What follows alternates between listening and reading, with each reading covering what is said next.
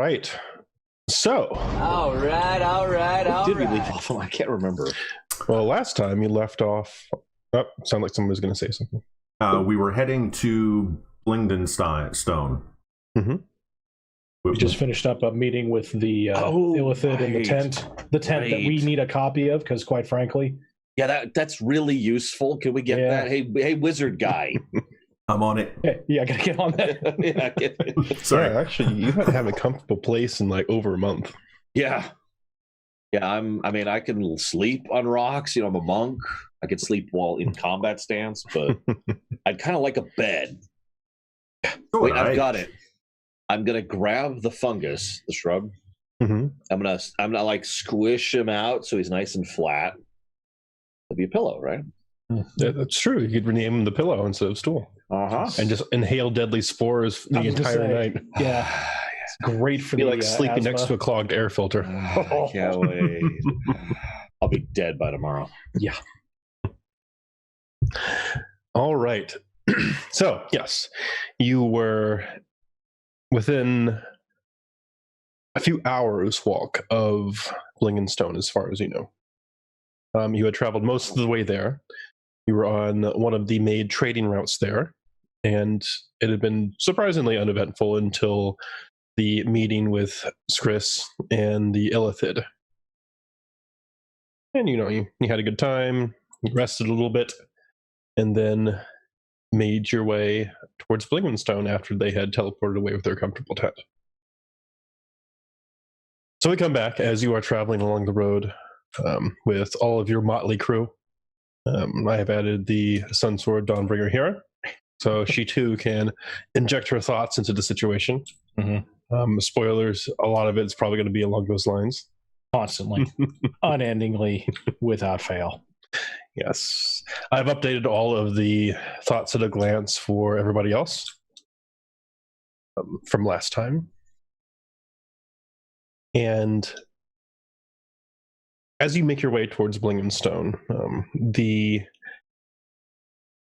natural terrain, the caves, stalagmites, stalactites, the fungi all start to give way into more properly constructed walls and ceilings.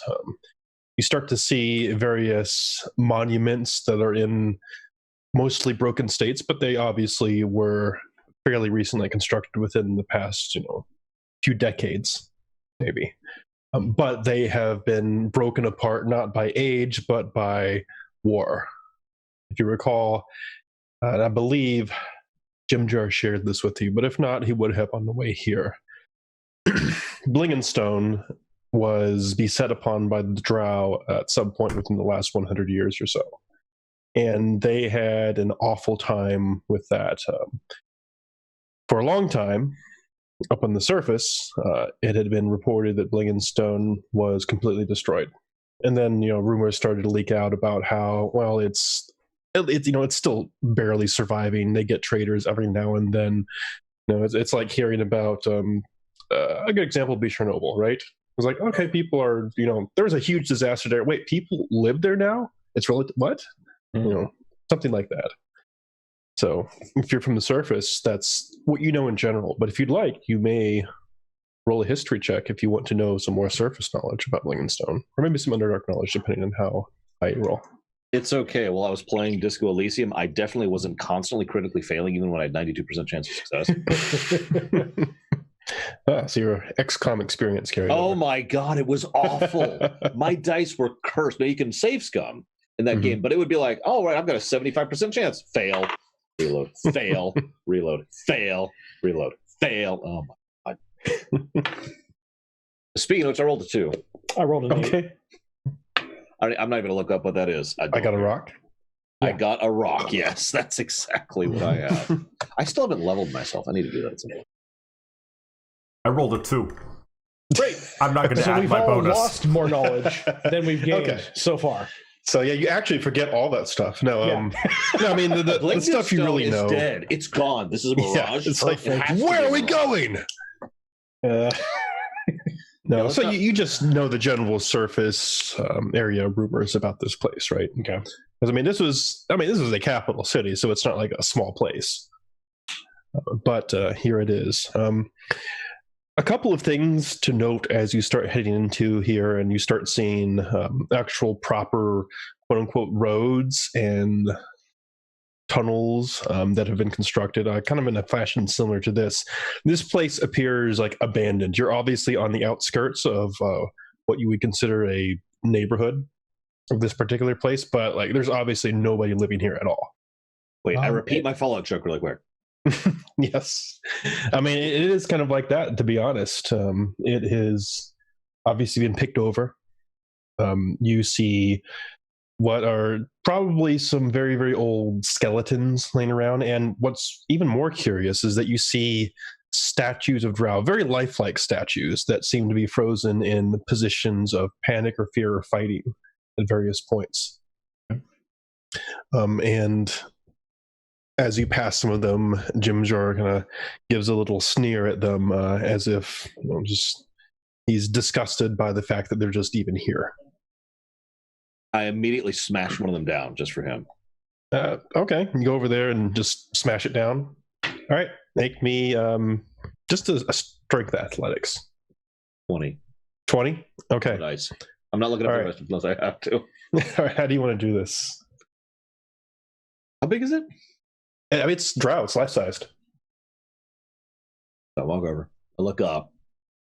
I look down. The first punch takes out one of the knees. Yeah, knew that was going to happen. Always go for the knees. Yeah. Everyone knows that.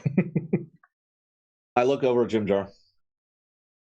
All right, he looks halfway like disgusted and amused, but you can tell, despite the fact that he probably like enjoys seeing this, it still brings up bad memories. I'm still looking at him, right? Mm-hmm. And my other arm takes out the other knee.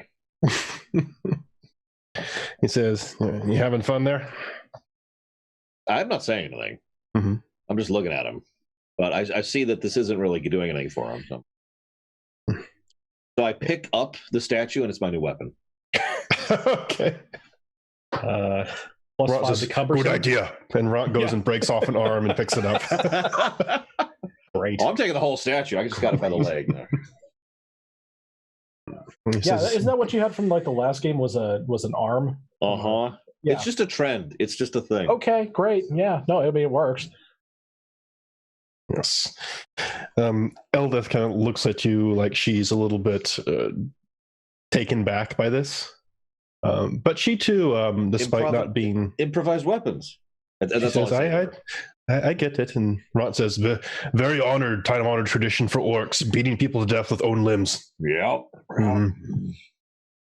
One of the classics. Yes. I'd like to, by the way, I'm dragging this behind me, so everywhere we go, there's just this really loud sound. Yeah. Good for stealth. Actually, maybe I could hoist it. Here, let me do a strength roll. Okay. I'm gonna hoist. A 19! Holy crap! Okay. So I've got it like on my shoulder, like you do this thing, you know. Like God of War when you got the tree on your shoulder. Yeah. I want to take a closer look at the statue. Here you go. Down here, I can't get any taller. Basically,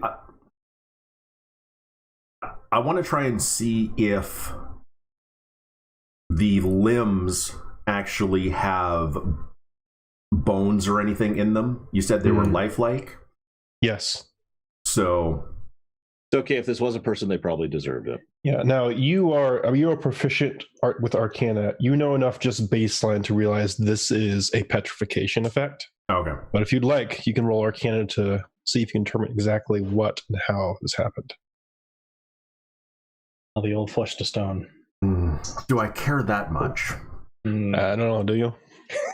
Roll for caring. Roll the care. No. It's at a -2. just knowing that it is an actual petrified person.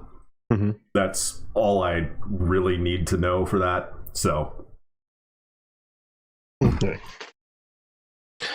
All right. Eldith kind of moves over next to you, Mark, almost like she's trying to keep away from the other deep gnomes and just keep with you. Kind of sense that she feels a little uncomfortable. about this entire situation. But I can't imagine why. It's just a person that I'm carrying around as a weapon. Has she never known? Oh God, I just forgot his name. Did she never know the tale of Bonebreaker? I start regaling her with the tale of Bonebreaker. Maybe make an insight check. Everyone may do this as well. Okay. So of course now I roll a 2. Okay. I'm a very strong, very stupid dwarf. 12. That's going to be like a 4 total for me, by the way. Okay. Nothing. All right. So, Taston, you kind of get the sense that her crestfallen demeanor is more due to regret rather than just being uncomfortable. Like, it's just awkward because of something that had happened in the past. Okay. Do I get the sense that it's awkward enough to not ask about what happened here and ask for an explanation either from Jim Jar or from the general people who are from the Underdark, since we clearly didn't roll high enough to know this? Yeah, you read the room and you're kind of like, it would take some tact. You could, but tact. Better in private. Yeah. Wait, what's tact? Yeah. Oh, sorry. Yeah, I mean, this is perfectly fine. Okay, cool. Yeah, I rolled a 2. Yeah. Well, the brilliant part is you don't know enough right now to even know to ask.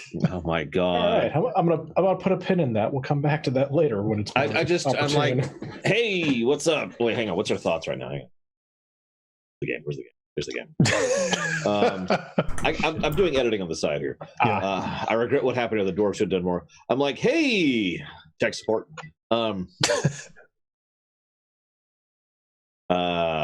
Has she said that at any point in time out loud by chance? Tech support? Probably not. I mean, these are the general things you have heard or general impressions you have about. Okay, so people. I rolled junk on Blingdenstone, right? Yes. So I've never heard of this. Right. So what happened here? Ask her. She looks over at the gnomes, Jim Jar, topsy-turvy, and I give Mark a look like, are you serious? Yes. Okay. Dude, I rolled nothing. What do you want from me? Yeah, they just turn away. But Eldith says, the reason that Blingdenstone's like this is because they aided the dwarves against the drow, and we didn't return the favor when the drow came for them. Why? And by the way, total nonplussed. I'm actually just legitimately like, why wouldn't we have? Why wouldn't you aid an ally in a military endeavor? I start looking at the ceiling and walking away. I don't know the specifics, but Kellenvor, I don't know what we can do with it. I'm sorry. Well, I mean, obviously you would have helped them, and I would have helped them, but we weren't involved in this process. It's as all things are. It was very complicated.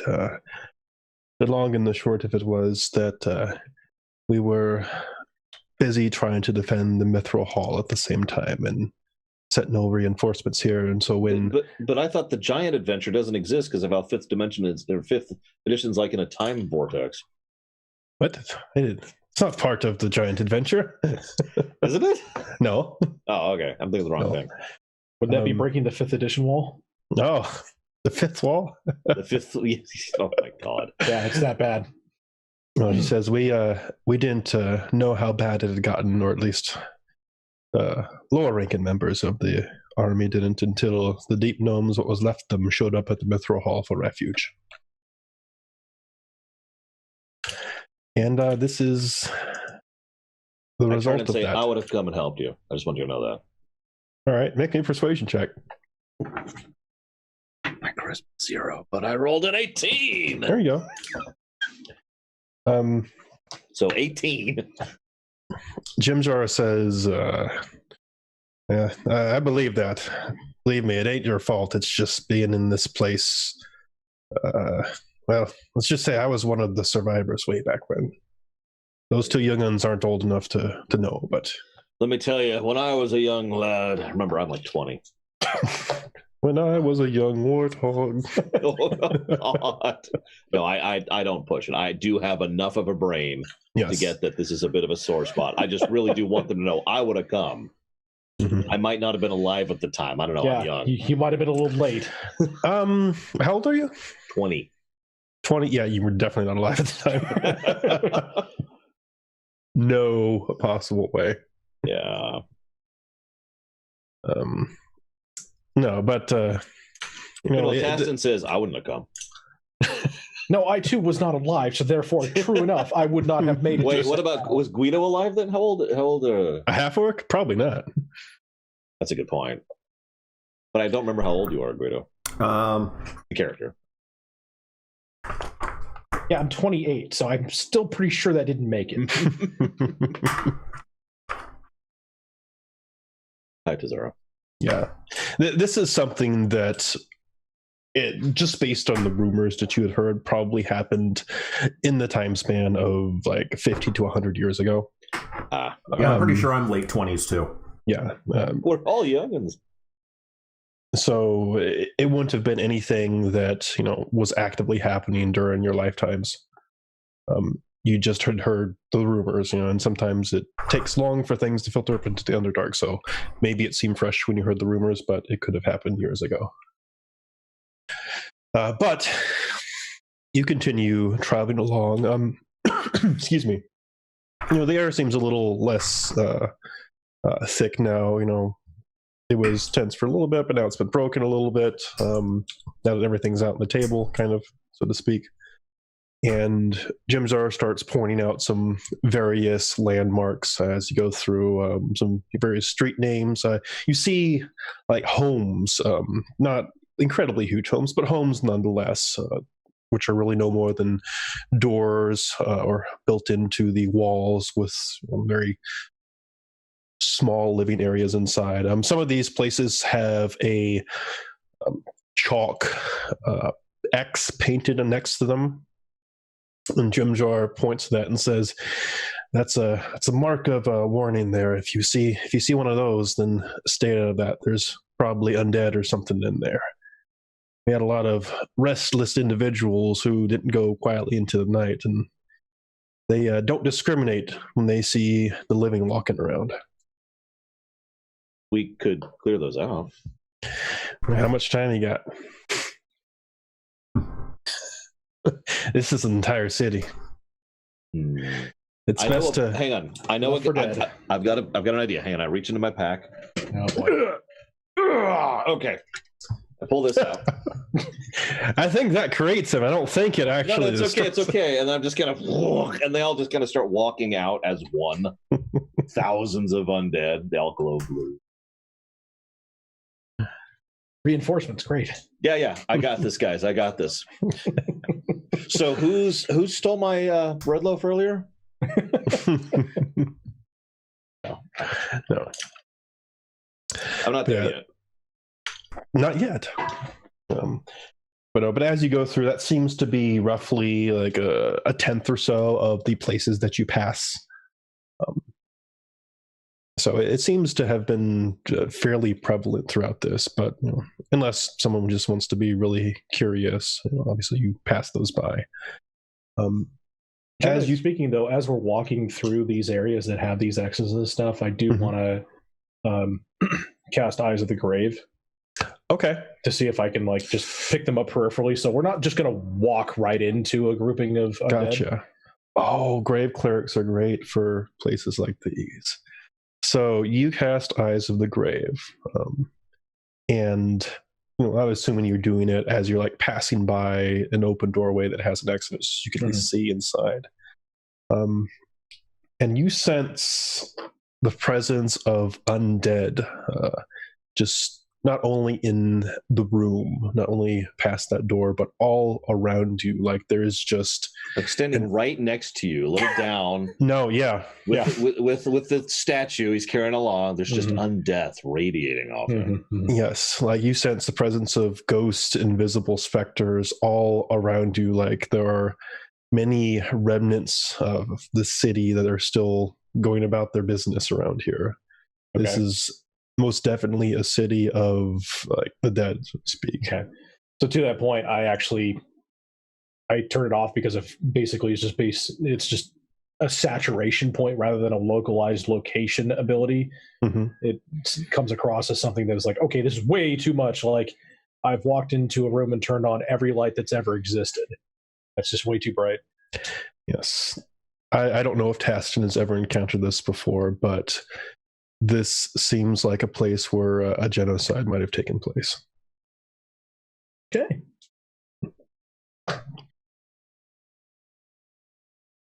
So is no, I'm actually gonna keep my mouth shut now. I had something to ask, but I'm done.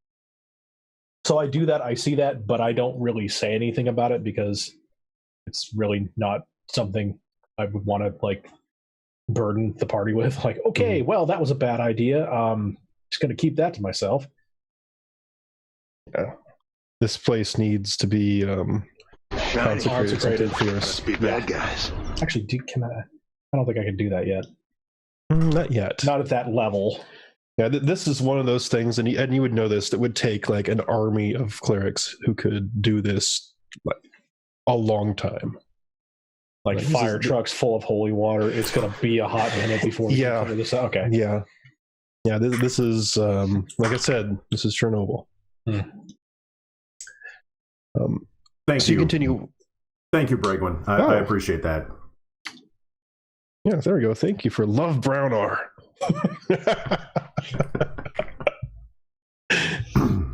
I'm not sure what that is an image of, but thank you.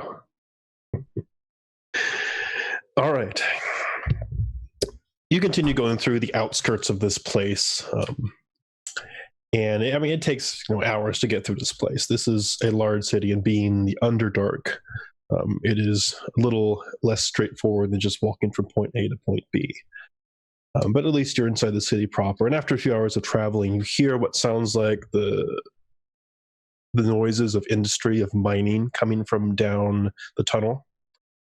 And Jim Jar and even the two Deep Gnome twins like perk up at the sound of this, like this is a pleasant sound for them. And Jim Jar smirks and says, "Well, it sounds like the old Pickshine mines are still working. That's a good thing. All the main routes go through the Pickshine mines. They'll probably want to check us out on the way in, but I know old Dasco Pickshine. He's the head foreman there. He'll let us in. He's a friendly folk." Don't worry, I've got a door opener in case he doesn't. No, and no need for that. And to be honest, I probably won't start hitting folks with that. The people here are probably going to be a little unapproving of anyone who tries to start trouble, especially if you're an outsider. As a matter of fact, we're probably being watched right now. Any of these rocks, quite honestly, could be one of the guards. It's kind of hard to tell sometimes. You just point to a random rock. It's like, that could be a guard right there. Oh, God. What does Gaunt do? What is Gaunt? Oh, Ront? Or Grant, sorry. Ront says, "Rocks are people?" No, he looks like he doesn't understand. Like, he's like, "Rocks are not people. Rocks are not guards. Rocks just lay there. Rocks do nothing except when you pick them up and throw them against somebody's skull. Then rocks do a lot. I like rocks." Well spoken, my friend. Thank you. Oh, it's not more than 20 or so minutes before you come into view of what seems to be a hub, a nexus of trade routes. This seems to be the actual main thoroughfare through the city. You can see it disappears further down into the center of it, where you have been heading. But there is, for the first time, some activity in this area. You see some impromptly placed minecart tracks that seem to be traveling down the main thoroughfare, and some deep gnomes that look very tired and very haggard in mining gear, currently pushing carts full of what seem to be crystals, all sorts of gems, probably some salt of some sort.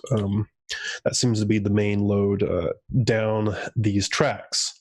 In addition to these miners, and there seem to be at least a dozen or so pushing several carts, there are some quite obvious guards that are surrounding this area. You see next to the tracks at least a dozen deep gnome guards with spears and some fairly ramshackle armor on. It seems to be well maintained, but they obviously have no assets to maintain like an actual like regimented army, so it's all like piecemeal and personal armor. But they seem to be, combat worthy. And next to these deep gnome guards, there are indeed some rocks that are guarding this place. There are 4 rocks, boulders more than anything, with arms. They don't have any weapons, but you'd recognize them pretty quickly as some sort of elementals, or maybe some animated rocks. You're not quite sure at first glance, but they are moving and they are communicating with the deep gnomes as you are approaching this area. Now, no one here happens to speak any form of primordial, do they? Any elemental language? Okay, so it just sounds like a bunch of stones and dirt rubbing together when they're talking. Yeah, exactly. So Jimjar, before any of the guards approach, and as you're at a distance of about 40 to 50 feet away, holds up his hand and says, "Hey, yo, it's Jimjar, I'm back. I've got a bunch of folks here who could use some shelter. And if we could, we'd like to see Dasco Pickshine. Just to give him a greeting and let him know we're here." And a couple of the guards kind of look up in recognition of Jimjar, and one of them says, "Jimjar, I thought you died." He's like, "Nope. All right. Who are these folk? They'll have to stop and be inspected."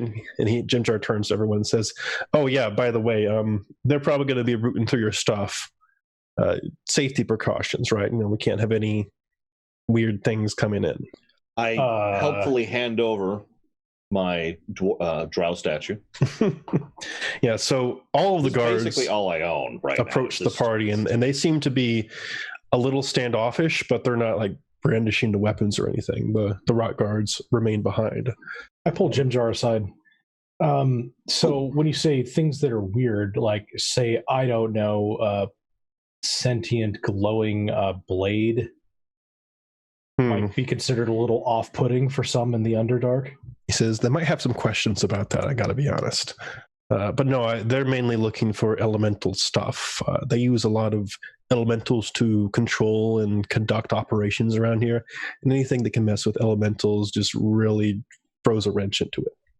Oh, okay. It was used to pretty devastating effect before. Okay. So the 12 guards approach, and they're not really happy. They seem to not really be excited that there's a bunch of people here. They're grim-faced, not depressed, but they obviously take no incredible joy in what they're doing.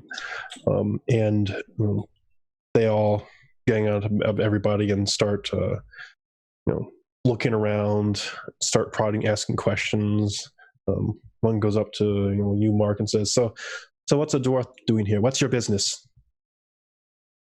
Hold up the statue.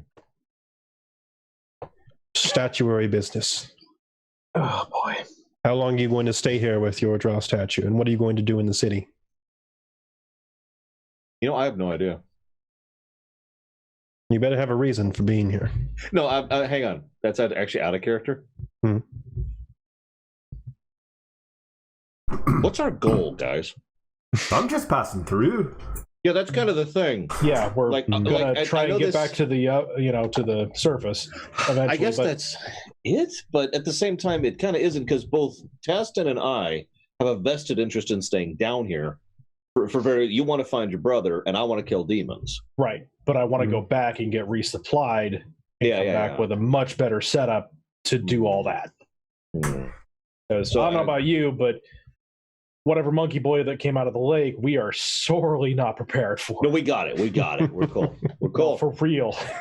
No, we got this. Okay, so let's assume we've actually had this conversation in character, prior to now. So at which point I will turn to Liam and be like, "So What are your thoughts, sir? Well, the only reason I'm down here is because I was kidnapped by the drow. I'm just looking to get back to the surface. One of the deep gnomes speaks up and says, "Oh, wait a minute, drow, you say?" Aye. Wait. One just spits on the ground at the mention of drow. Yeah, we were enslaved by the drow. Don't worry, they're super dead now. Oh, that's a good thing. The other one says, "Hey, say, aren't they the ones from the? Yeah, they're the ones from the posters, aren't they?" Another one says, "Yeah, the posters. Oh, that's right. I think I remember seeing that back in the main hall."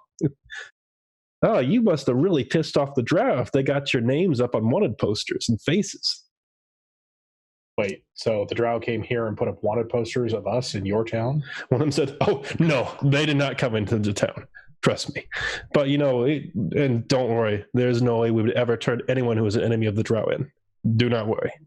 But, no, it's just interesting because we keep anything we can that we collect from drow scouts around the area because, they're, like it or not, they got us outgunned and they just lie in wait to kill anyone who comes out of our Bling and Stone. But yeah, we grab stuff like that sometimes, and yeah, I remember there's a big wanted poster with at least a few of you on there. What did you do? I mean, you don't just get enslaved and then we left. We stopped being enslaved. That's what we did. Yeah. And we killed being lots enslaved of drow on our way out. We are ex-slaves. We So killed it's- many drow. so it's purely drow killing. One says, "How many did you kill?"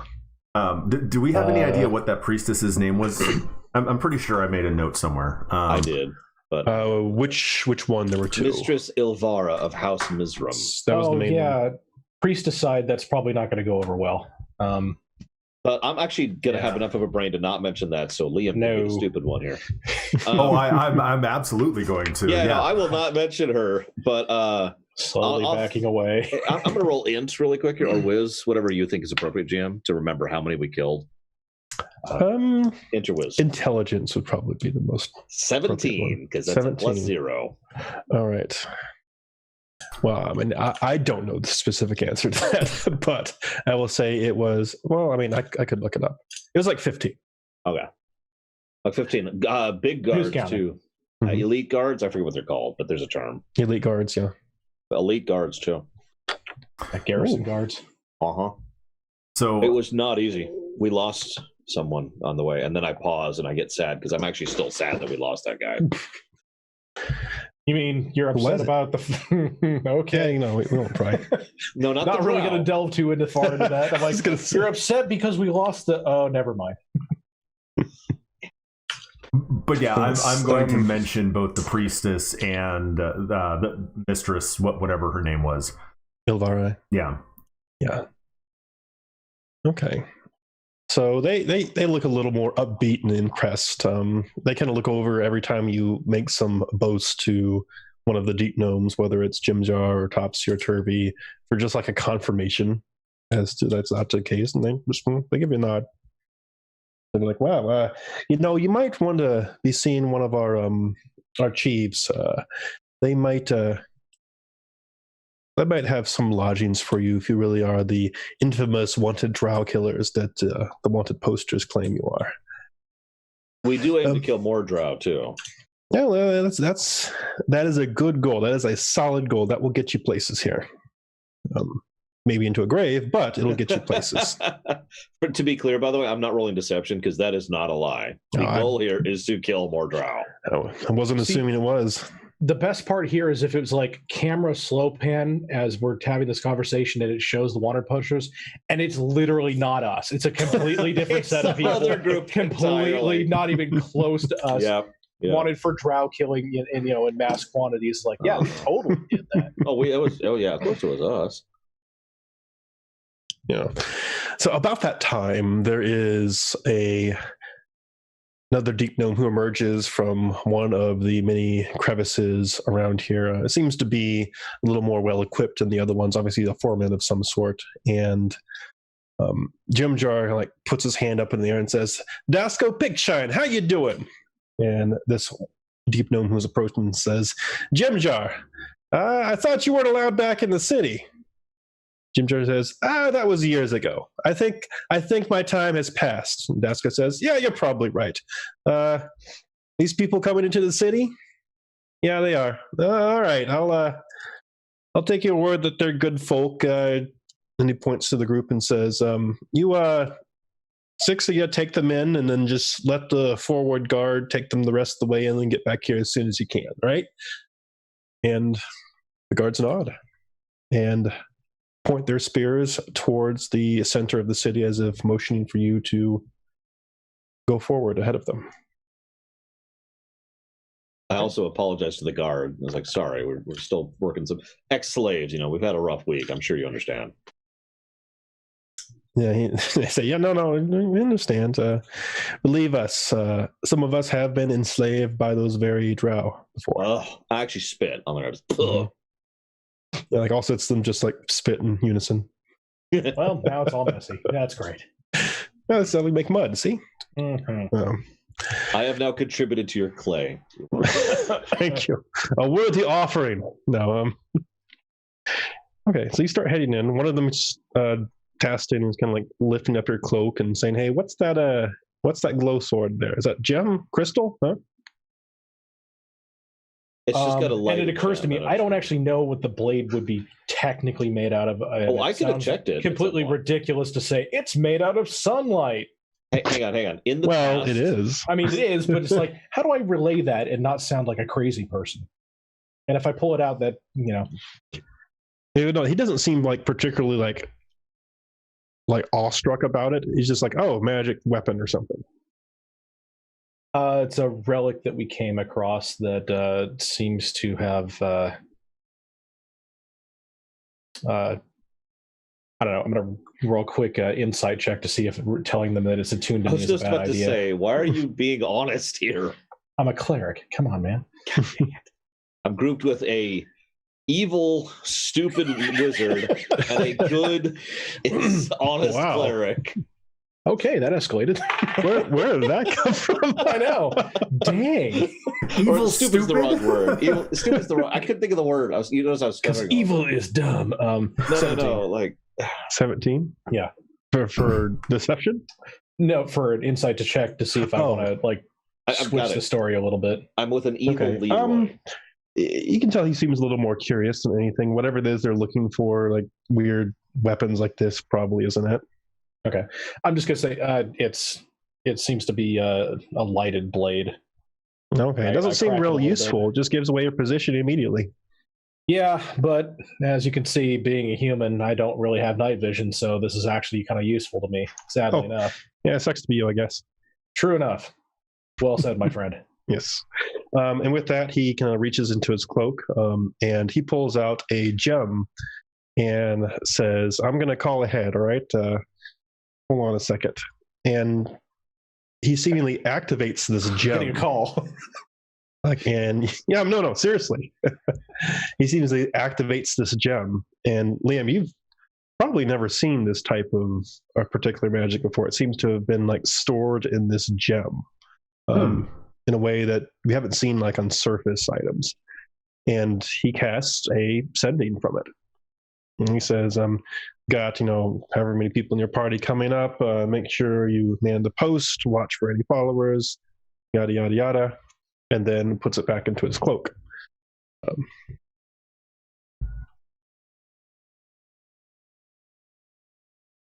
Fascinating tool you've got there. He goes, oh, yeah. Blingin' Stone exclusive spell gems. Not anything fragile like those spiral scrolls or whatever that you have in other places. Mm-hmm. Yeah, we're specialists here working with gems and salt and all sorts of minerals. Dwarves thinks they got us beat, but they're wrong. This gives a little snort. All right. So you travel for about an hour or more as you come into, this is a large place. You come into a more heavily populated area, if you could call it that. The buildings start to get like larger. You start to see like more guards. along the sides, and occasionally you'll see a patrol of 6 or so with an earth elemental of some sort roaming with them, and they're all dressed and armored in a similar way to those. You start actually seeing civilians walking around. They don't look in incredibly great condition, and they're keeping, you notice, together. You never see anyone alone by themselves. But there seems to be actual like inhabitants here, and you're passing several entryways. You still see the chalk marks, and people seem to be living next to them. But they're actually living in there. There's fires going inside. There are people still actively repairing this place. The road is actually maintained and somewhat cobbled here. You're coming into actual civilization as you get closer to the city center. And then, before too much longer, you come to a huge, huge main road. This thing is likely 100 feet across. And this seems to be like a main square area with like large buildings and stretching up to probably the top of a 300-foot cavern that you have suddenly come into. And in front of you, there are, number one, a huge amount of guards. There's probably 50 or so just in this area, and they are conducting drills. They seem to have turned this square into a makeshift military encampment where they are training people to guard. And you see several, for lack of a better term, common enemies around. They have people dressed up as drow. They have what seem to be several slime and ooze shaped targets. They just seem to be training against those mainly. And behind them, there are 2 massive doors that stretch all the way up to the top of the cavern. These seem to be like the main entrances to the actual heart of the city, and they are currently cracked open. It looked like there were some mechanisms to open them like quite some time ago, which probably have not worked for a while. So people just stream almost 2 by 2 out of the cracked open doors as you come into this square. And the guards point to the main doors and they say, that's where we're heading. You will be subject to some additional inspection there. Whatever you do, do not stray from your guard or you will likely die. Understood. There are many traps, many protections we have set up against intruders, against drow specifically here, but they will not discriminate if you choose to wander off the path. And we will not be held responsible. Please sign these forms. Yeah, exactly. You got it. Does end user license agreement? What the hell does that Yeah, mean? I don't know. This is like 15 pages long. I don't have time to read this. Yeah, sure, I'll sign. Okay. Bob Dobbs. Yep. Dobbs. Yep. Do you see some of the carts that have traveled back kind of behind you on these impromptu track carts going to the left side of this door? They seem to be going to this special like cargo loading area where there is presumably a working elevator or ramp or some sort in there to get them up, but you see them like disappear in there as you go through the main gate. And you see stairs that are sized for small creatures. And as a matter of fact, if you are a medium creature, this is actually difficult terrain. And it seems to have been purposely designed this way, as if you're not a deep gnome or at similar size, it was incredibly difficult to get up this area. And these stairs stretch for at least some 300 feet, continuing to go up. You travel up there and you see on your left and right sides just countless murder holes and arrow slits. Then you come to another gate, this one a little bit smaller, but you recognize immediately a adamantine plated door. They give a seemingly some sort of signal by holding up a spell gem that they make sure to keep away from, so you can't discern what they're actually doing. Then you hear some mechanisms whirring on the other side, and the door opens up, and you see yet another bank of defensive emplacements. This thing opens up into what seems to be a fork in the road, one of them leading to the right and downwards, and another one going straight across this 100-foot chasm, and you see on the other end of the chasm there is another set of towers and another adamantine plated gate, and there are spell gems just lining the walls around here. And Liam, like, this place is just making your hair stand on end. It's like walking into a room that is a powder keg of magical energy just waiting to go off. Gas and fireball. Yeah, like if it's almost like you can just, like, if you go into, like, you know, a high energy area and you hear like a transformer's buzzing and stuff, it's almost like that except magic for you.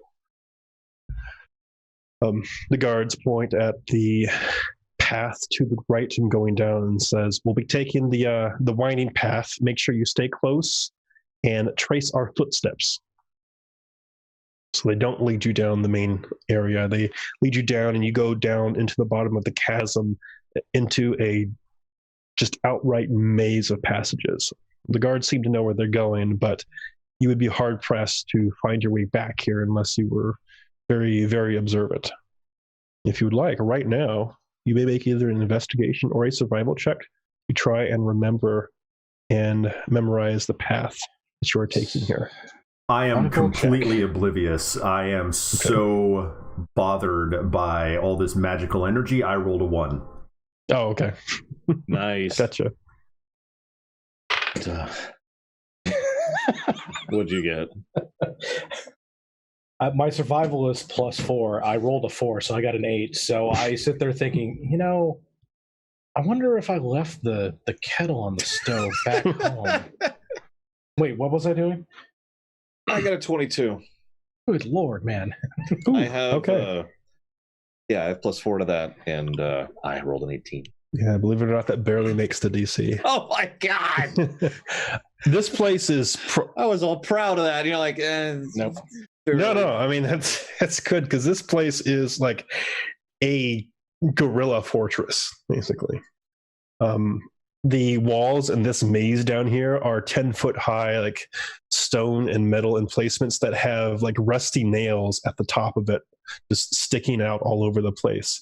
And there isn't even a clear path. You see like nozzles that go and like flood in, or it looks like they would flood like some chemical or something into these like very narrow areas just by the distortion that you see coming out of the nozzles. The guards don't point you in that direction, but they start leading you through. You should go under this nozzle and just stare right up into it. Yeah, they start leading you through like gaps that are just big enough for medium creatures to squeeze through, but more appropriately sized for small creatures. They lead you one by one through these areas, and they take their time. This takes about 30 minutes to get through, but eventually you emerge. You go up a path that heads up, and then you emerge next to the towers, next to the main area that led here from the entrance. They make some signals to the tower, which obviously have some guards in them based on the shadows moving around and the response you get. And then this door opens up, and finally, you make your way into a place which is not completely defensed out. You make your way into the inner area of Blingenstone. And this place has definitely seen some better days, but at least you can tell that they've done a good job on reconstructing this area. This place has several shops lining the sides as it goes into a square that's not as big as the main hall that you passed through previously before you went through the main gates, but big enough. It's about 100 by 100 or so. And there are people who are a little more well off moving through here. Some guards, some miners, a lot of miners around here. That seems to be the primary profession. And some people selling things like food. You even see like an inn over there for travelers. And you spot a few Duragar that seem to be merchants of some sort that are hanging around the inn. There seems to be an actual trade area, although you're not quite sure how they got the actual trade goods in here. Perhaps there's a different entrance. And the guards say, this is about as far as we're going to take you. If you need to get out, well, just call a guard, and they will lead you through. I don't recommend going through that too many times because they'll get quite tired of taking you through. You need to get anything. We've got food over there. There's the inn over there. We've got some general stores. Not a lot of stocks, to be honest, but it's got the essentials. And if you need to see any of our esteemed leaders about anything, the Diggermatic Hall is where we have our provisional government, and he points to a fairly large opening that is flanked by 2 pillars on the right side of the entranceway. So that is where Diggermatic Hall is, and we will find our esteemed Dorbo and Senny Diggermatic, who are currently the he thinks for a second and says, provisional regents. Well, enjoy. Hopefully you can find work here or do whatever you need to here. You take care.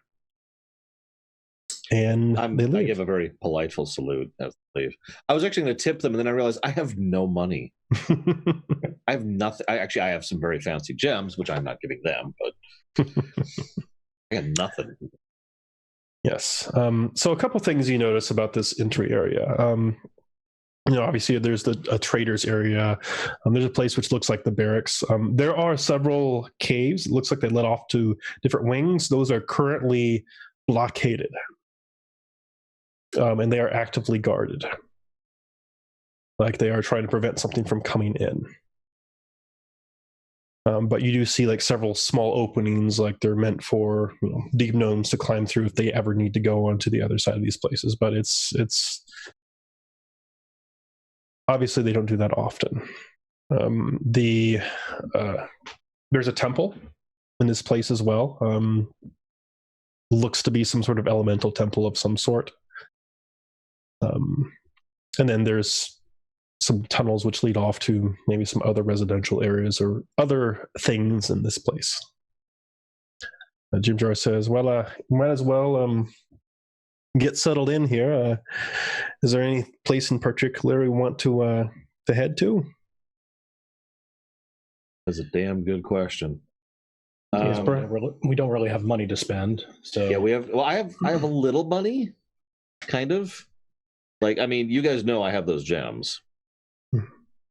Jim Jar says, well, if there's one thing that the deep gnomes of Lingenstone are willing to do is to pay you for a hard day's work. Got it. Okay, so I take him and I kill him.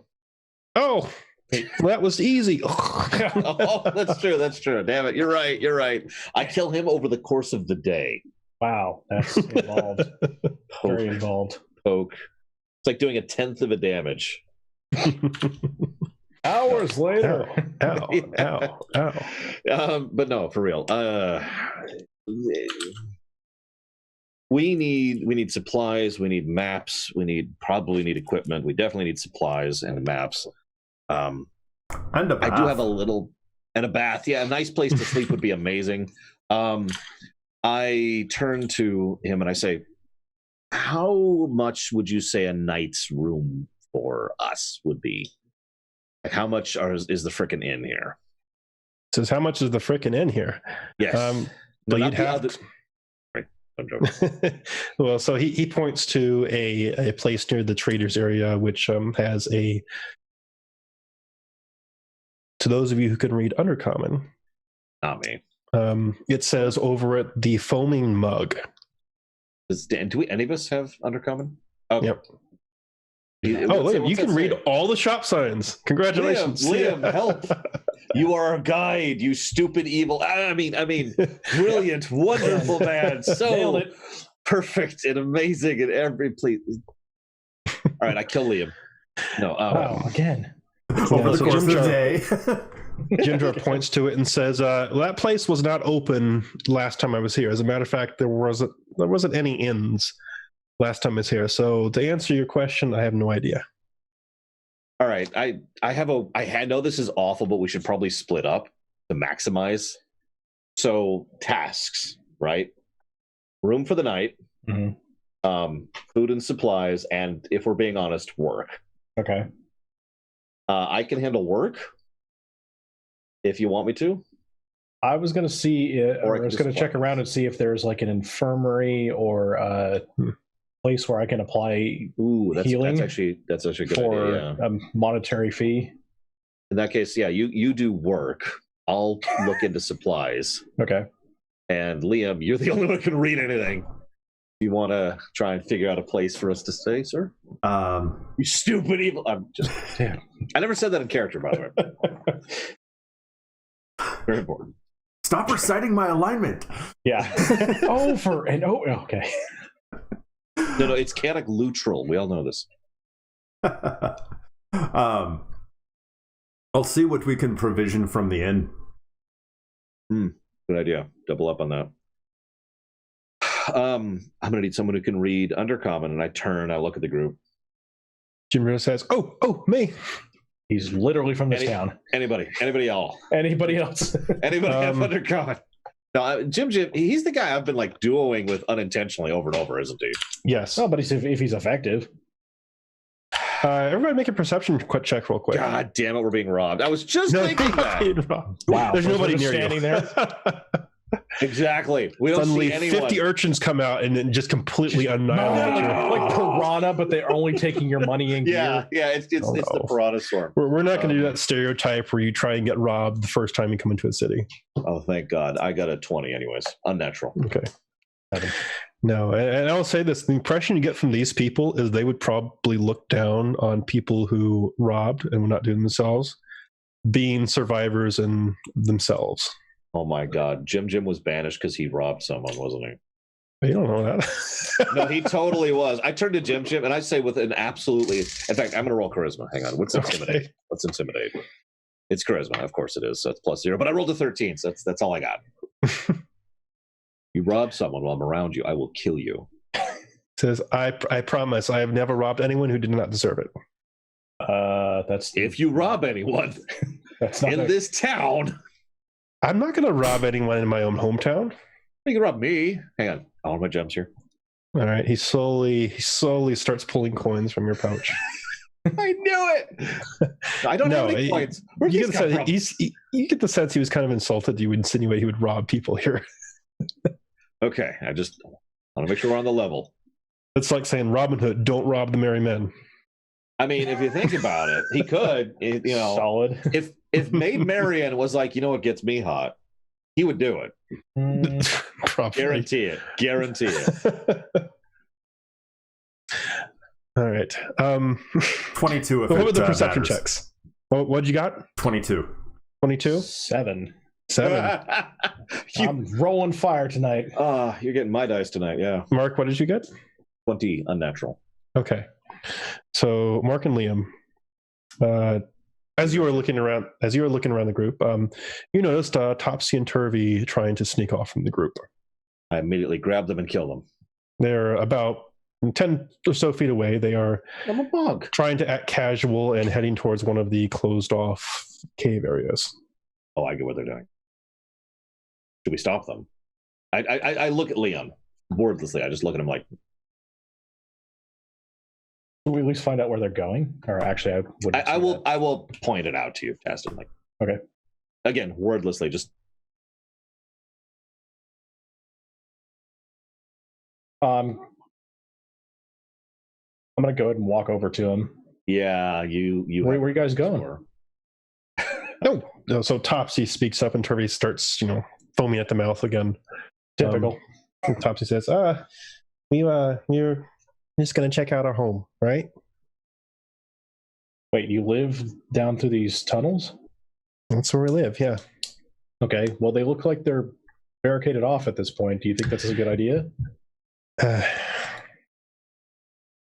I just want to see our home, all right? I know it's not exactly safe, but trust me. I mean, if you know the place, then you know the place. So, okay, I'm gonna walk over and be like, "All right, my job is the least important of the three. You want me to go with you just to make sure everything's safe?" No, it's fine. It'd be better if we go alone. The people who live over there don't really take kindly to outsiders. Okay. If you end up dead tomorrow, I want you to remember what I said because I offered to come by and help. How does that work? Because they'll go to the after. It's Forgotten Realms. Everyone knows there's an afterlife. That's true. Okay, yeah. So, when you meet tomorrow, when you're talking to whoever tomorrow after you're dead, just remember that I was offered to go help. Okay. I don't believe in anyone. I'm going to the source wall. It doesn't exist. It doesn't exist. No. All right. Yeah. So Topsy kind of shoots both Mark and Test and convey. I'm sorry, but I want to go alone. Look, and she picks up her brother, and they both start creeping towards the closed-off cave. I brush off the angst. Get that off me there. There we go. Okay. I also grabbed stool, by the way. Okay. And hold on. They both go towards the wall and disappear. Not like invisibly, but it's like, whoa! They become so camouflaged with the wall and the stone. And this is one of the first times you've seen like a deep gnome's like natural ability to camouflage itself with like natural stone and bling and stone.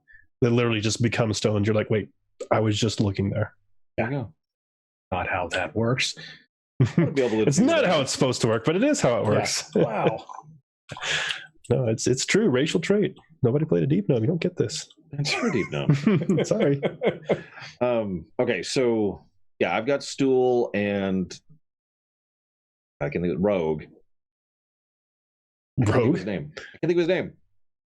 Jim Jar? What? Jim Jar? Jim Jar. Okay. So Okay. I've got I was thinking X-Men. I was like, yeah, I was like, what? She's like, hey, Sugar, I'm here too. The Rogue. No, that would be Rouge. And Tasden, who are you? Obviously, Ront is going with you. Yes, because he's quite the healer. I mean, to be completely blunt, I don't think we can pry him. Right? From yes, you. I know.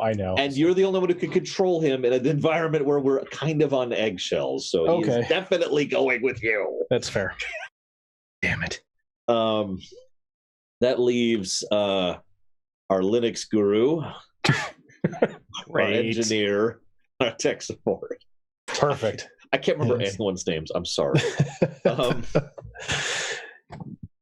Aloof, Bupido, Jim Jar, Runt, we could just trust them to our own devices, or we can divvy them up. What do you guys think? Yeah, you don't have to micro them if you don't want to. They can go. They will go and do their own thing. Well, admittedly, I'm worried about her since she's a dwarf, and I don't know how badly dwarves reps are around here. No, I mean there are Durgar over there who. I'll just make one of those unique instances where that's not actually worse. Yeah. And again, side note, you're also a dwarf, just so you're aware. But I can beat 12 kinds of ass. I'll say this, nobody's been like, giving her to stink eye, you were to stink eye or anything like that. If there's no kind of a thing, then I'm not as worried about it. She can take care of herself. That you know of. This seems to be one of those instances, and this is like the instinct you get from these people that's like, yeah, even if there is some like old, thing about that, like there's way more important things to worry about right now. Okay. But it's like Disco Elysium, where everyone's secretly a racist, but they don't just say it to your face. It's just back there in the back of their mind. Man, that's dark. Look, that game. Okay, yeah, I know. That freaking game. Okay, so I'm hearing leave them to their own devices. Guido, you haven't said anything. I'm a little concerned with what the fish guy is going to do on his own. I will meditate. Yes, that's a good idea. And bring enlightenment to this Take town. stool with you if you're going to meditate. Okay, yeah, that's it. I just don't want Stool to be lonely. We will commune, Stool and I. I will share my enlightenment. That just writes itself. Yep. Done.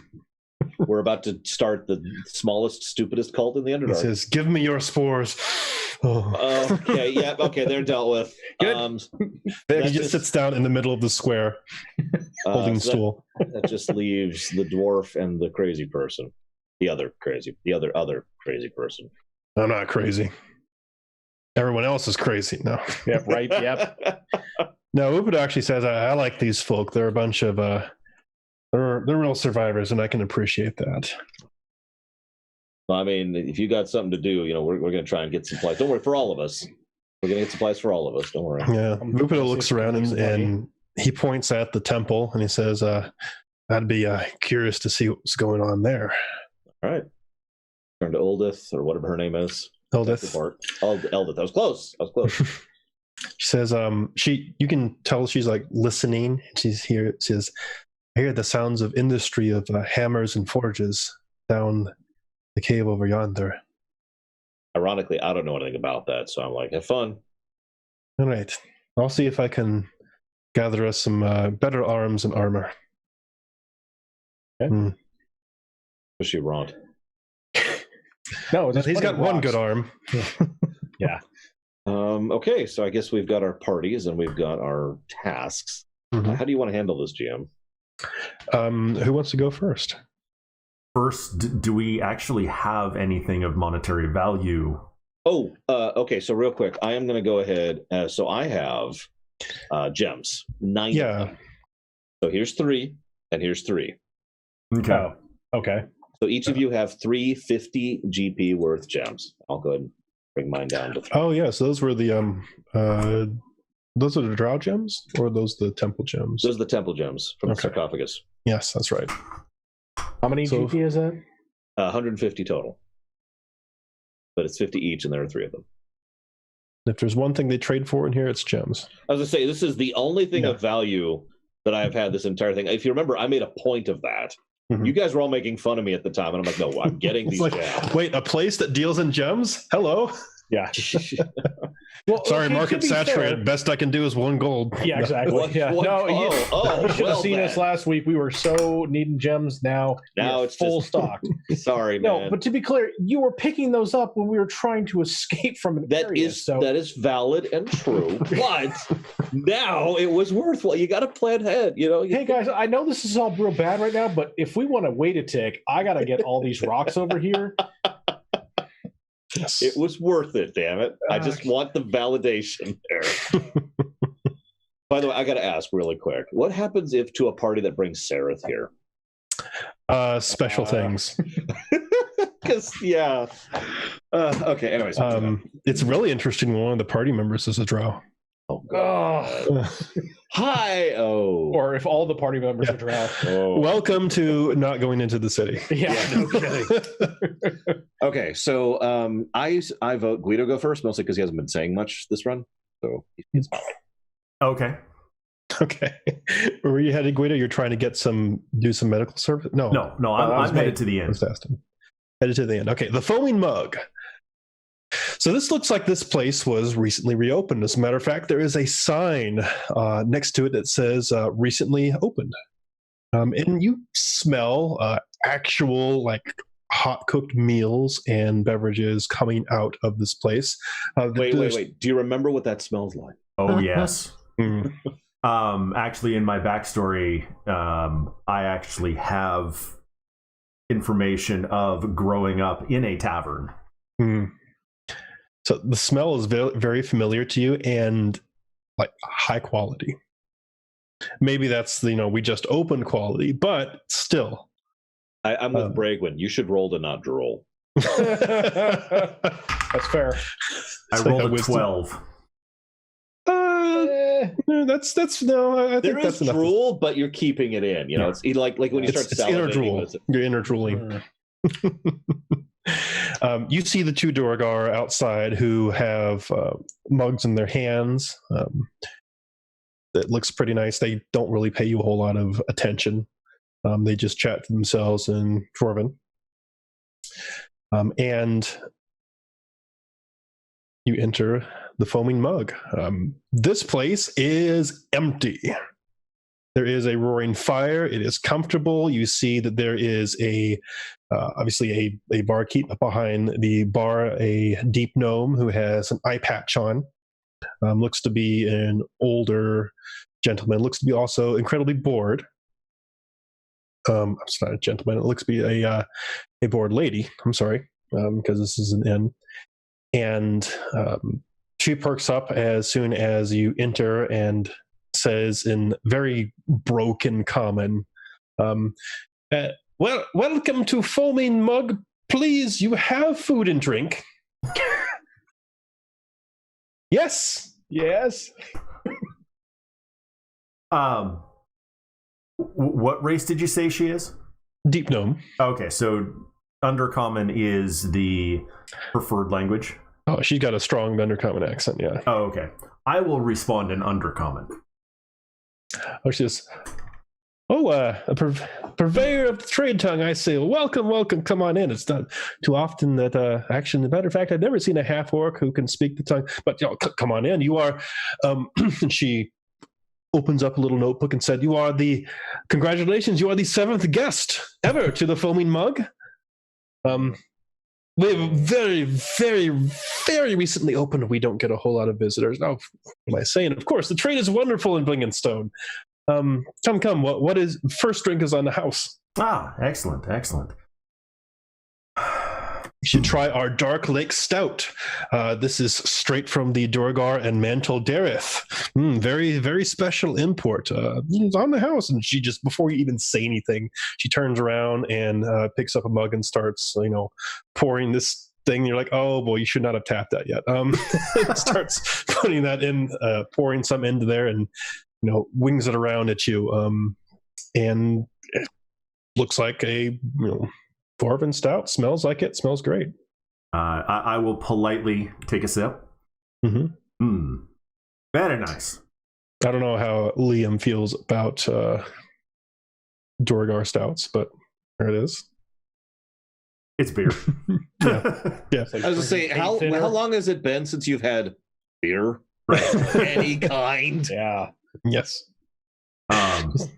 As well, we have several rooms open, and if you would like, we have the hot springs for your bathing and relaxation needs out back.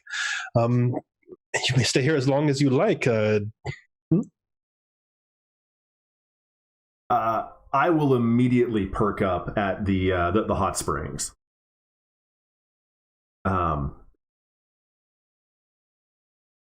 I think I might take you up on the hot springs immediately, actually. But I have to ask first. Does you said the establishment has several rooms available? Yeah, that's true. Do you by chance offer any group rates? I have some friends that are in need of a place to stay as well. You see that look like you're asking something that she never even thought about. She's like, and you can see like just mental math like quickly racing in her head. She's like, group rates, of course, yeah, we offer group rates. Yeah, how many? How many do we have? What's a group rate? Technically 9. Actually, technically 11, but 3 of them aren't with us right now, so 8. I'll say 10. 10. She goes, holy sweet Ogremok, and she falls backwards. Did you say 10? Oh, this will double my patronage total. Oh, of course, group rates. Yeah. Well, I suppose we can house you all for a silver per day per head. And just Liam, that is an absolute steal. I was going to say that is really like cheap. That is really probably cheap. several reasons for that, but yeah. Yeah, we'll have to dig through the rats. It's a buyer's market. Mm-hmm. Yeah. I'm a little short on cash at the moment.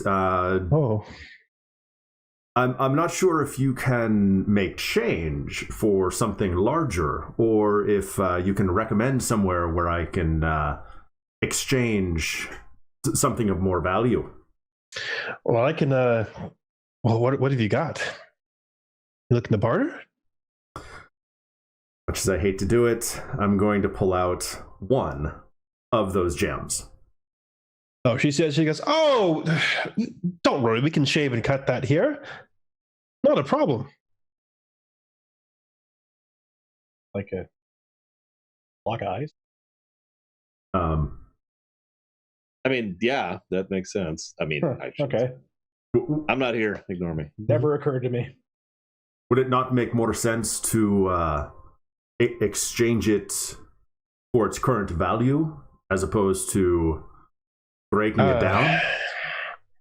Well, I suppose if you want to do that, yes. But she goes over and she opens up a little chest, and you see that inside she basically has like a whole bunch of small little gems. And she looks over and says, well, how would you like this broken down? I guess maybe 10 gold worth here. How about 4 10s and 4 10s and 10 ones? That work? Perfect. All right, so she gets like 4 larger gems and then 10 other, what looks like strips of precious minerals that have been cut. Gold press platinum. Yeah, kind of. This seems to be their currency here. And she, puts that up there, and she holds up one of them and says, do you want to pay for your group the first day? And I'll just keep this. Sounds like a plan. All right, perfect. I'm so pleased to have you here. I'm sure you will have a wonderful time, you and your group. By the way, if you could please describe them to me so I know when they come in. This will be good. I want to hear Guido. No. Okay. I want to hear Guido give a description of each of us in character. This is going to be great. Yep. She pulls out a notebook that she'd had on the counter and says, well, the first one, okay. Please sketch. There's a dwarf with a bad attitude. Which one is that? She writes down dwarf. Yep. A pleasant dwarf. Which one's that? She looks at. She writes a happy face next to the dwarf. She has red hair. Oh, okay. Does this dwarf have a name? Expect me to remember such things. Oh, okay. I understand.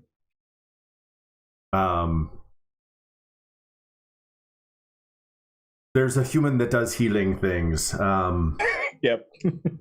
He waves a bunch.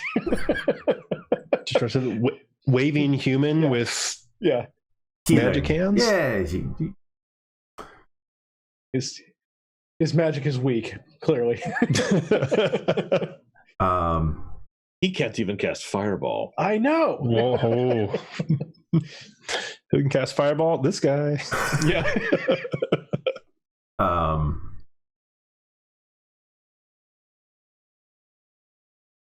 There's a giant fish thing. He prays a lot. Kuotoa. She writes on Kuotoa. She seems to be intimately familiar with this type of thing. He'll be bringing a pet fungus. Kuotoa with athlete's foot? It's close. I'm not correcting her. Yeah. This all checks out. Sentient. Yeah. What are the twins again? Deep gnomes. Okay. And then Jim Jar. Also a deep gnome. And Upido is also a deep gnome? He's a Darrow. Darrow. Okay. Oh, that's right. Yes. I knew there was one difference. Mm-hmm. We have an old Darrow with us. She looks up and gives you the really look. Is he behaving himself? He is. If he doesn't, he'll answer to me. I'm assuming I can do his master. He is his own. Really? Well, that's quite interesting. And we have three deep gnomes with us as well. A couple of twins who they're a little shifty, but they're trustworthy. And another bald one. Any more distinctive characteristics? You think back and you realize that like half of the deep gnomes are bald. Damn. He'll be coming back with the angry dwarf. Okay. Perfect. I have incredibly accurate character descriptions for your party. Oh, and I'm sure. did I mention the orc? No. Oh. This is even better if you don't. I have a room. I don't think so. Oh, hey, you're large. I will look at the list that she's made, notice that I forgot the orc, Oh. and there's also an orc. He will likely be coming back with the healing human. Oh, gotcha. All right. Well, it sounded like, or it looked like you were very enticed by those baths, those hot springs. If you'd like, I can go and prepare it for you. Can I get a hot meal with that as well? Of course you can. A meal in a bath sounds fantastic. Right this way. Follow me. And as you dine, if you would please, and I'll even throw in the room today for free, tell me about the surface and what you've been doing. I so long for news outside of the inner sanctum of Lingenstone. Oh, I can absolutely It's not in regale a you with flirty stories. way. She's just... Oh, thank you. And she hops over and starts preparing you a meal and preparing the hot springs. Excellent. Meanwhile... And I will be back in just a minute. Okay. I'll go ahead and go next. Okay. Taston, you feel a presence on your mind. Dawnbringer is attempting to contact you. She says, Taston, this place, it feels terrible. I haven't felt this way since the Dark Lake. When that great demon rose from the water. This place is a terrible place. We should leave immediately. 5 seconds later, Demogorgon just erupts Yeah, it's like from the center of. You wait for a couple beats. System. Yeah, it's just like Someone passes you and says, hey. false alarm. No, he Kool-Aid Man. He Kool-Aid Man. Oh, yeah, just outside the door. Boom. He was waiting. He was just like listening. Oh, yeah, it's like, gonna make my big entrance. No, but she does say that, and she says it may not be right here, but right in this very square, but I can sense it. It is somewhere nearby. Is this in addition to the cataclysm that happened here? I've already sensed The cataclysm? Oh, okay. Can you sense the dead like I can? No. Okay. A horrible atrocity happened here. The drow came through and killed many, many, many souls. And Evil drow. I can feel them. So I'm not sure if that's the unease you feel, or if this is truly like the Dark Lake? Yes. Yeah. I am very sure it is demons. The demonic presence. Different somehow, but just as strong as the Dark Lake. Okay. Do you have an idea of where? Or just that it exists? I don't know. If perhaps I can spend some time focusing, I could give you a direction, but it's very hard. Okay. I'll keep that under advisement, but I would like to see if I can help these people. Yes, I understand. I'll tell you if I have found anything. Okay. All right. So you look around, you're like, where would I use some healing? Where would that be most helpful? I was going to talk to the guards to maybe find out the garrison or find out where there's an infirmary, unless there's a better way to search that out, because I'm not from here, so I have no clue where anything is, and I can't read the language. So I'm like, I'm in Japan. Correct. Just make me a straight up either wisdom or intelligence investigation. Okay. 13. 13. Okay. So you look around just trying to identify things, not so much by, their names, if they have one, but more like, what's the general purpose of that particular area? And a couple things you notice. You see one place that is quite obviously a barracks. So you found your military presence right there. Okay. You don't see a whole lot of things which give evidence to, well, this is obviously a healing place, aside from perhaps the temple. because generally, healing is done there. Although, go ahead and make me a religion check as you look in his temple, because this one seems very elemental in nature. No, that would check out. Mm-hmm. Oh, there it is. Okay. 12. A 12. Okay. So you're not sure what in particular deity this is, but you look at the emblem, which seems to be a shining gem of some sort, and you're like, I believe that's a symbol of one of the deep gnome deities of like earth and nature. Okay. Or at least part of that pantheon, someone from there. Generally, that pantheons tends to be neutral to good. So you're like, okay. All right, that seems fair. Mm-hmm. Okay, I will go to the temple and work my way through that. Okay. So you go to this temple. There appears to be some sort of sign in the front, but being uncommon, it is not readable. And it opens up into nothing really more than a cave. And you see several entrances and exits further in, which go up and down to various levels of this place. And in the center, there seems to be a crystalline pillar in the center where various offerings of what looks like gems and various rocks are around here. There's not a whole lot of people in here, no more than half a dozen. 5 of them are deep gnomes, and the 6th one is technically a deep gnome, except he is translucent and floating. There is a ghost who seems to be a deep gnome ghost who seems to be floating around the entrance, dressed in like priestly garments, while the other ones are just in here doing various clerical tasks. You don't see anyone that's very old. Everyone seems to be very young here, with the exception of the ghost. Does anybody seem distressed, or can anybody see the ghost beside me? If they can see the ghost, they're not acknowledging it. Okay. But some of them just kind of look up as you come in and then go back to what they're doing. Like they don't particularly care, or they're too busy to really do anything. But the ghost floats up to you as you approach, and it speaks to you and says in common.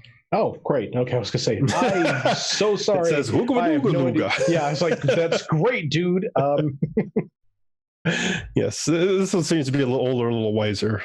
It seems to have, at least for a ghost, its faculties about it. And says, Child of Cuillin, what has brought you here? I wish to humbly offer my services to the weak and infirmed. I'm wanting to see if I can provide healing so those souls may not need to join Cuillin quite so quickly. Let's see. You are welcome here. If this was a different time, perhaps not, but times are different. And the ghost motions further into the chamber towards one of the stairways and says, I am Jagdar. I was formerly the borough warden of this place, and still am, for lack of a more senior priest here. Please, there are people who do need your help. If you would follow me. And I will do so. All right. And that was Jagar? Yes. Okay. Deep Gnome Spectre. Mm-hmm. And as he floats through and goes towards the stairs, he asks, so what has brought you to Blingenstone? It is not often that I see anyone who is not a deep gnome. Nonetheless, you are here. Myself and my compatriots were kidnapped by the Drow, and we've escaped. And as such, we have been traveling the Underdark to return some of those to their homes, and for the rest of us to move forward to stay ahead of the Drow and to hopefully return to the surface at some point. I see. A lofty quest, and I understand your grief. I, too, was formerly a slave to the Drow. I was not so lucky with my life. They slew me. If I might ask, I'm not familiar with this particular this temple. I don't wish to. What's the word I'm looking for? Desecrate? Not Dishonor? not obviously. I basically I don't want to like do something wrong because I'm not familiar with your religion. I'm standing in your temple as a cleric of another religion, which I want to be nice in the in the house of their deity. So I would like to know more about your faith, since I'm not familiar and I don't wish to offend. The ghost says, "This is the temple to Segogen Earthcaller. Okay. First Nebulan god of deep earth and nature." Is that all one god, or is it? Yes. Or is it two? Okay. That's one. Okay. So as you're talking with him and heading down this, and you realize you're heading down the stairs, and you come into what seem to be catacombs.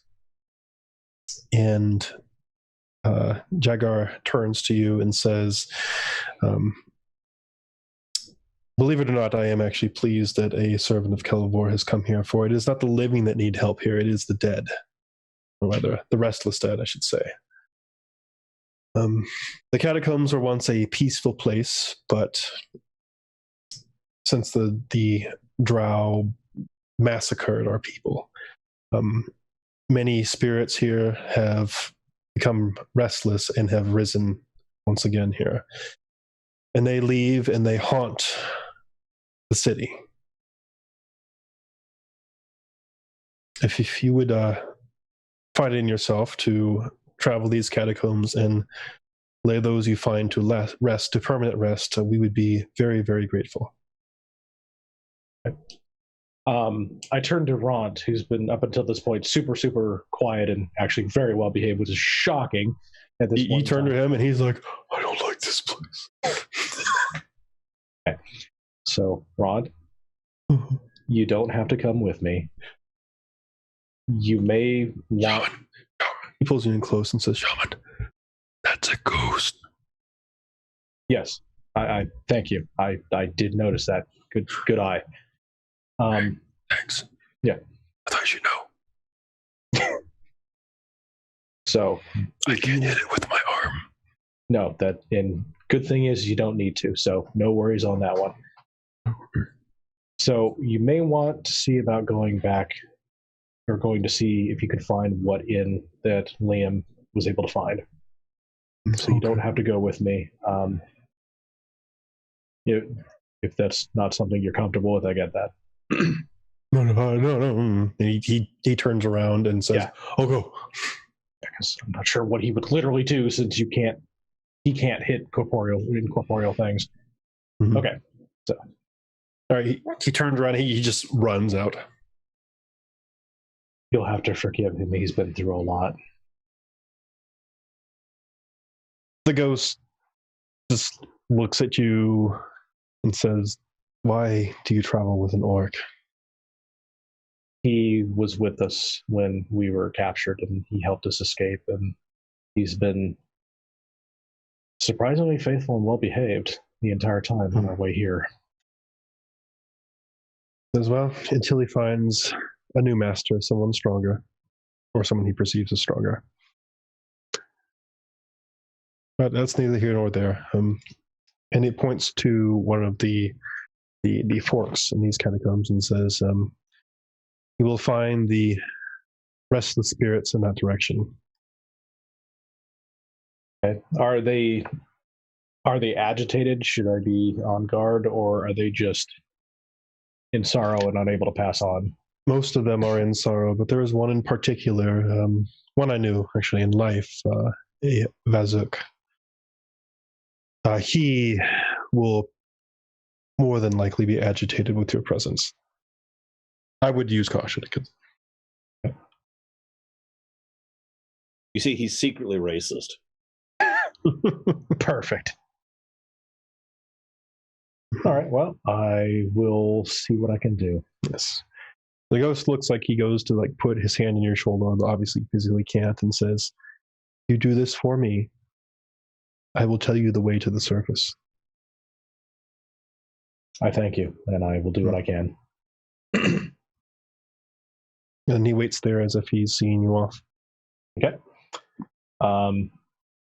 Since there's literally no reason not to at this point in time, I'll go ahead and just draw a Dawnbringer, and we'll head off into the. Oh God! Oh! No, he actually does like squint and fade into the wall when you draw Dawnbringer. Meanwhile, So I get a bit away from the group. I turn to my stalwart compatriot and I say, all right, here's the deal. I don't like you and you don't like me. There it is. oh, so that's what it's come to. So I'm I knew this day would come. Yeah, exactly. I've been preparing. 50 guards jump out and start shooting with me. I run this town. No, I knew it. No, for real though. What I actually do, I walk over and say, okay, I can't speak the language. I can't read the language. All I have to offer is my fists. I'm going to ask you to do me a favor, and I'm going to sit here. I need to meditate because of BS, and I'm going to lie to him. Okay. And I rolled an 18 because my charisma is still 0, but that's an 18, so I actually got a good roll. That's okay. A body roll if I needed it. I don't know if he believes me or not. So, like, you know, I need you to do this. I need to meditate. I need to tap into the sacred power of the monk. So I'm going to be right here. Jim Jar looks at you and says, look, you just go do whatever you're going to do, okay? Does he seriously not believe me? I rolled an 18. Come on. Yeah, I rolled higher. God dang it. I'm like, yeah, whatever. And then I start meditating, and I wait for him to leave. All right. He looks at you, he gives a sigh, and he turns around, and you can see him head towards Diggermatic Hall. Perfect. Okay, so now that he's out of range, first thing I do, take a moment, and I turn to the GM and I say, so I have a rating of 1 madness right now. Okay. I don't know what that means. Okay. Does it mean anything I should know about right now? Not at the moment. Okay.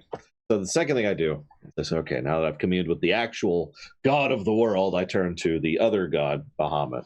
I basically say a small prayer that is effectively, it's not really apologizing so much as, you know, I do what I must. Okay. Probably do 100. I'm going to do that in game. I'm not promoted. Give me a D100. Oh, okay. Oh, wait, hang on. Is there dice here? We had dice earlier. Nope. Dice over here. You should be able to grab. Where are they? Oh, there they are. There they are. I see them. There's the D10. Okay. 10s, 0s. That is a 22. Okay. Wait, hang on. It's suddenly a 90. No, it's not letting me. It won't let me do. Oh, I have been keeping track of your concordance, especially since you desecrated an enemy altar.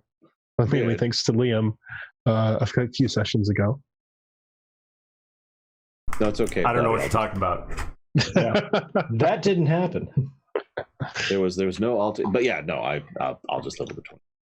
So I assume Bahamut doesn't respond at all, which is fine. I wasn't expecting him to. No, he does. But he does? What happens? Well, kind of. So you're meditating. I am Quote, legitimately unquote. meditating. Yes. Saying a prayer. With Bahamut. And I do what I must. You, and this has happened before in periods of deep meditation occasionally.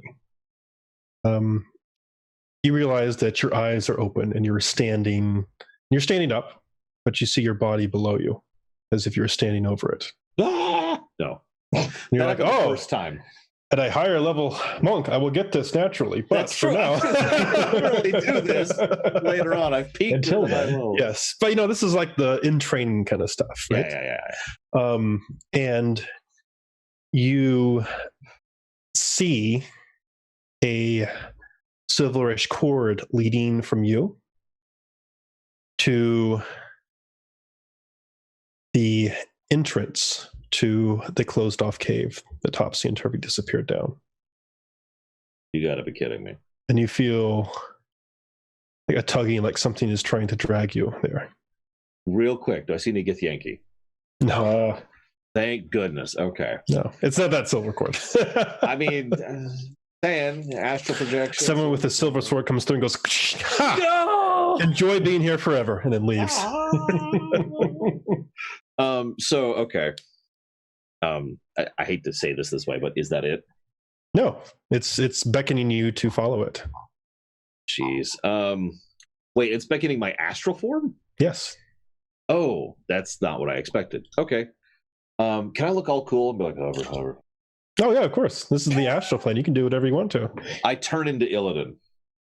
Okay. A lot of people are impressed. And I just start floating over. All right. So you kind of go past the guards who seem to be, faded out and in slow motion. You pass like completely through the wall of rubble. This rubble is deep. You can sense just from how long it takes you to travel through it, like maybe 10 to 15 feet thick. Real quick, Guido, if you need to go. I've got about 20 minutes. Okay. Well, we'll finish up right after this then, because that'll be a good stopping point. So I'm hovering after, looking cool. Yes, and you start traveling through the caves, and things are kind of like muted with the silvery haze, but you can see what seems like giant rats running through the crevices and the darkness here, and several deep gnomes living in absolutely squalid places here. But the cord directs you away from those down a different route where there seems to be another blockade. This one's built a little differently. It seems to be gnawed apart pieces of wood and other various pieces of furniture and rocks that are piled up. And this is like tightly packed.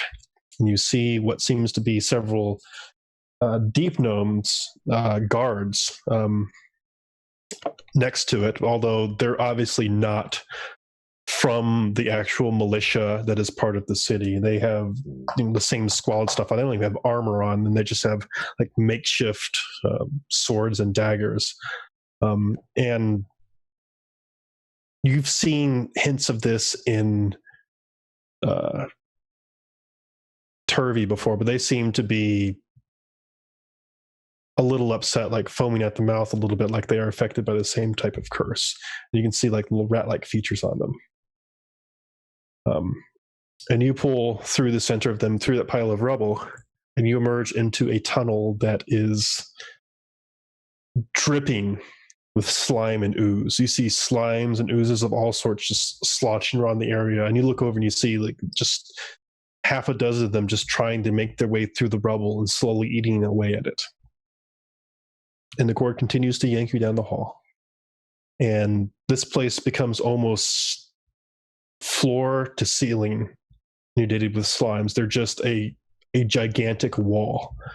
You pass through those until you come into what can only be described as some profane slime court. It is positioned in such a way where the rubble is lined up to form a throne, to form various seats, an audience, a stage of some sort.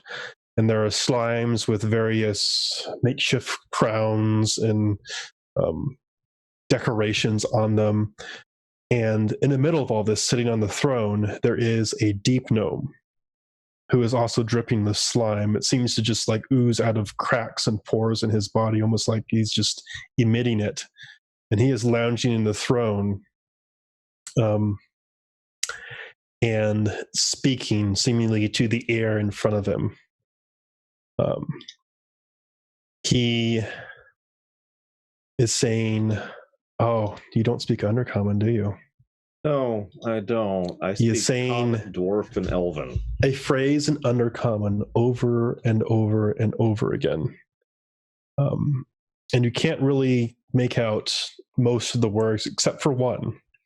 He goes, blah, blah, blah. blah blah blah blah blah blah, Jublix, blah blah blah blah blah Oh, blah no. blah, Jublix. Does my character know who Jublix is? Um, I feel like we actually rolled for this before, but I honestly don't remember. make a religion check. Jeez. This one is easy, but Oh, just thank because God. it's a little. 15 on the dice. Okay, yeah, you definitely know because Okay. this is not like Okay. the major ones like Demogorgon, but Yeah. that is a demon lord. He is Yeah. repeating the name of a demon lord, Yep. the demon lord of slimes. Yep. And suddenly this all makes sense, and you sense like Bahamut's presence is like empowering you, encouraging you, telling you that this is here, this needs to be dealt with in my name. Destroy this evil being. The funny thing is, yes, absolutely, but even ignoring Bahamut, there is a freaking demon shrine in a town, Mm-hmm. anywhere, ever. That's usually And then your eyes open, you have finished your meditation. You feel sticky and slimy. Yes, I do. I Yeah. could really. I take a moment to think, God, Liam, please find me a bath. And I get up and I stretch for a moment. Real quick. You see Rod run out of the temple and run into the inn. Okay. He seems to be a little bit paler than usual. All right. So I turn to the viewers, of which there are only 2 right now, and I say, should I go scout ahead while I wait? Or should I go ahead and wait for the whole group? I have a decent stealth skill and survival skill. Yeah. Now we wait 30 seconds. Clyde says to scout. Bragwin may or may not still be there. Bragwin may have abandoned us. Like, okay, this is stupid. He's fighting slime demons. Yeah. Who does that? Yeah, seriously. Go find a real demon. Okay. Yeah, no. I admit my first instinct is to scout. So obviously that'll be next session, but I'm going to go ahead and commit to that action. So Where exactly are you scouting specifically? So I'm going to try to retrace my path through that I just took. And I just want to make sure I'm understanding this clearly. This is the place where the 2 went. Yes. Yeah, that's what I thought. Yeah, no, I am absolutely doing that. And I want this on record. I rolled a 15, and I have good stealth, so that's going to be a... Right? I don't know what my stealth is right now. It's proficiency. It's hiding bonus. from you. Well, hang on. No, it's proficiency plus bonus, right? That's how it works? Yes, that's correct. Okay. So that is a 20 then. Okay. I want that So- on record. I got a 20 in my stealth. You go through the path that Topsy and Turvy took. You don't really have the ability to meld into the stone like they do. Yeah. To camouflage yourself, but you at least can retrace their steps up until they disappeared. And you do so, and you manage to make your way slowly around the edge of the rock wall. And without being seen, without being heard, you reach the entrance that they went through to get through to the collapsed cavern. And then I see hell. Actually, do I see the same things? That's actually a good question. You crawl through. It's just as deep as you remember it from the projection. The one thing that the projection did not... What's that? Can an orc fit through here later? Squeezing, but yeah.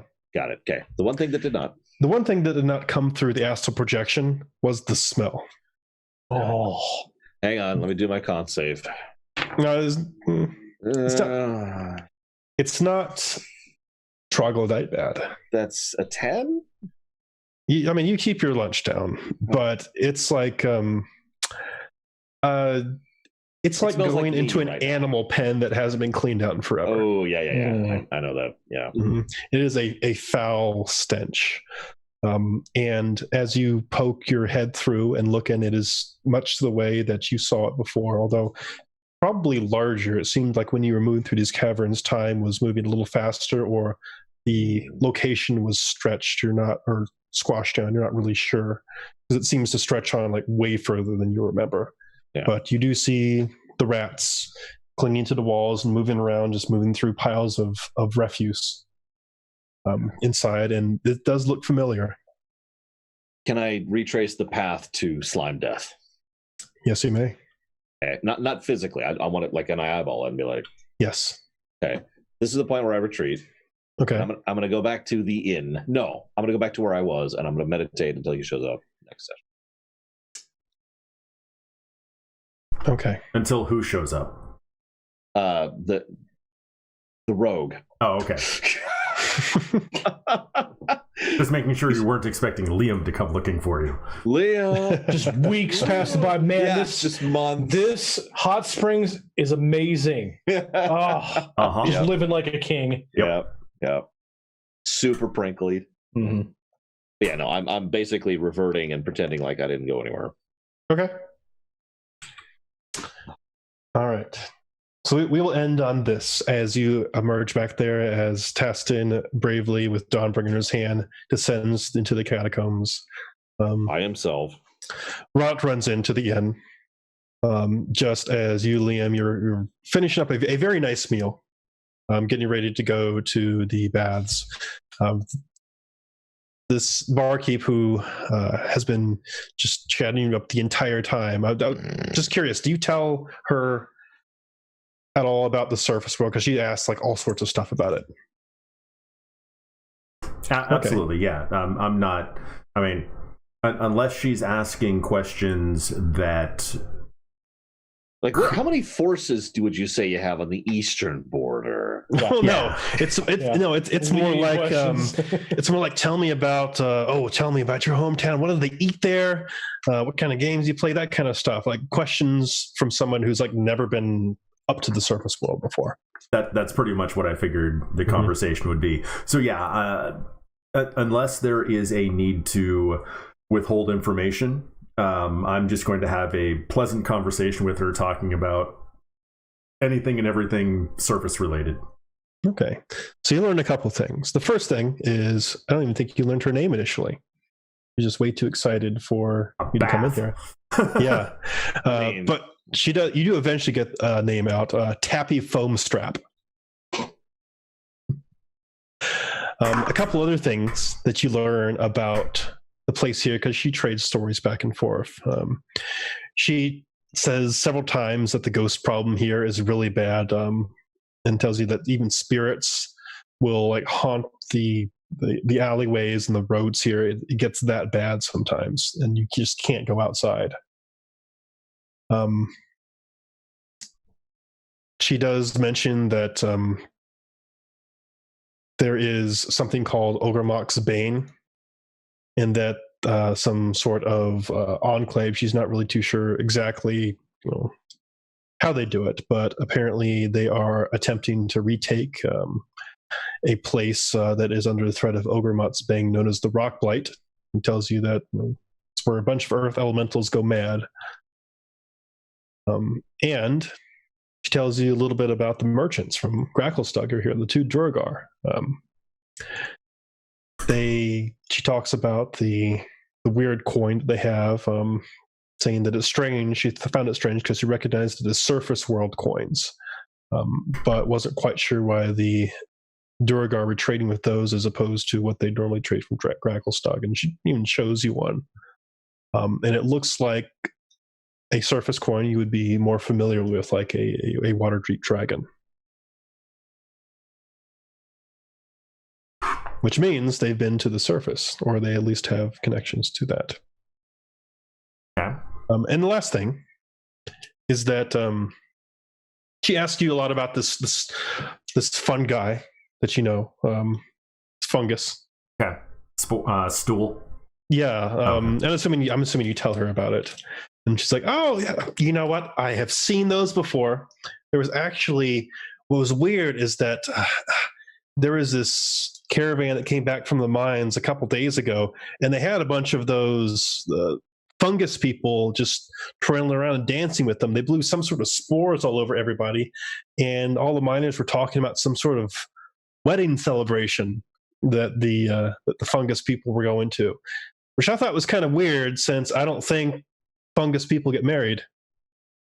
But it's one of the more interesting things that's happened recently. I don't know. They were going to Neverlight Grove or something like that.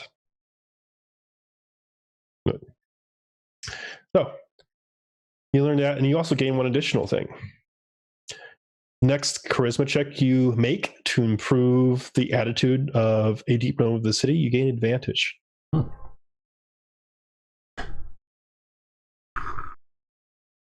I'm not sure I'm going to remember that, but We will try to remember it next time if it comes up. All right. First thing you do next session, immediately go find the nearest deep gnome and roll a charisma check. You like me more. Yeah. Okay. I need to go find the mayor. Yeah, exactly. Or this regent guy. Yeah. Makes a good impression. Yes. Well, somebody got there first, though. Okay. We will resume next time and see what happens when you go and attempt to go into the caverns and die horribly. Yes. Ray. At least I'll see it coming. Yeah. And just for next time, like, also don't be afraid to check out more places, because you really just touched like 2/5 of, not even that, less than that of all the places that are around here and things that are going on. I have my bath and a hot meal. What else do I need? Oh man, you got to get the travel guide. You got to find out, see the sites. What's the nightlife like? Go see a show. You got to get the shot glass with the local, with whatever state you're in. On That's true. It's like there's like a big gem on this one. Mm-hmm. And that's it. It actually is a gem that has been carved out to me. Mm-hmm. It's an expensive mug, or expensive shot glass rather. Got holes in it too. All right. Well, thank you all for joining us. We'll catch you again in 2 weeks. Maybe. In theory. Bye.